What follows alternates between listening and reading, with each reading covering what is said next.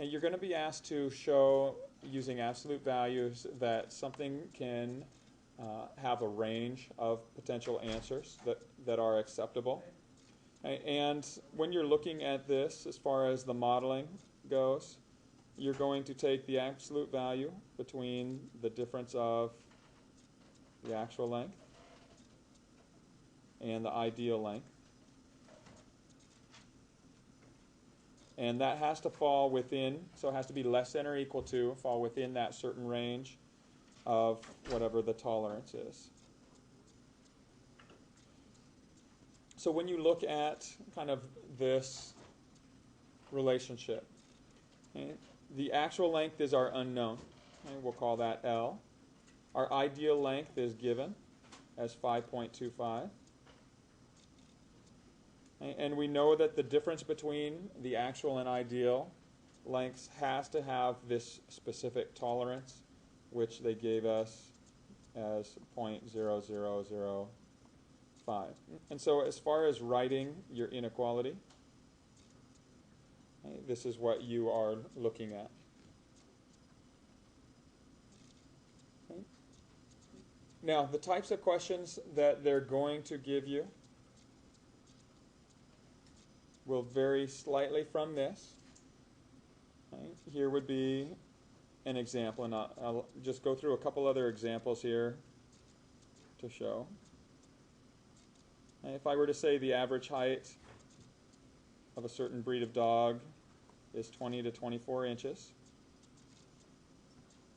if I ask you to write this as an absolute value inequality, okay, you're going to use this same idea. Okay, so the way that you find this representation is you're going to take the absolute value of the actual height minus some value, and that has to fall somewhere between what this limiting values are. Okay, the easiest way to approach this, in my opinion, is sketch the graph of the information that they provide for you. So you know that your heights have to fall between 20 and 24. Okay, so if you're looking at this, you'd have your graphical representation of that information in this form. Okay, here's how you find the missing pieces of information. Okay, right here, the number, so you're always going to have absolute value of some variable minus some unknown, and then this will be less than or equal to, greater than or equal to. So in order to find what piece goes here, you're finding the midpoint or the average of the given range of answers. So what is the midpoint between, or the average of 20 and 24?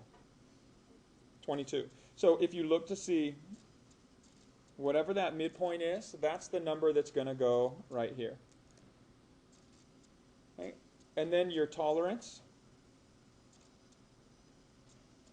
is what they call this number. And this number, or the tolerance, is basically the distance from your midpoint to either critical point. And so what is the distance from 22 to either of these critical points? 2. Now, when you're looking at distance, distance has no distance does not have a sign associated with it. So a distance just means this is 2 units away in either direction. So your value here winds up being 2. So the average height of a dog is 20 to 24 inches. Written as an absolute value is the absolute value of h minus 22 is less than or equal to 2. Okay, I want you to try the following. See if you can follow this same line of thinking. If I tell you that the average lifespan of a horse is 20 to 40 years,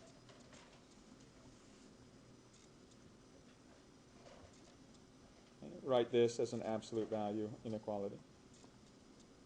So basically, if you sketch the information, here's kind of the graphical representation of that. Between 20 and 40 is your solution set, or any possible value between these is your set of solution. Hey, what is the midpoint between these?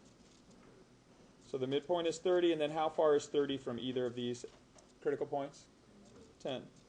So those are your two pieces of information. So your absolute value is, and you can give it whatever variable you want, but let's say since we're dealing with L, lifespan, let's go L minus our midpoint of 30 in absolute values. And we know it falls between, it's sandwiched between. Okay, remember the sandwich has the and, it's kind of sandwiched in between. And then the distance from this midpoint to either of these sides is 10.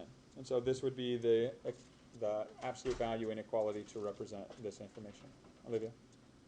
So if it's sandwiched between, it's less than, and if it's outside, it's greater than. Yeah, so now I'm going to show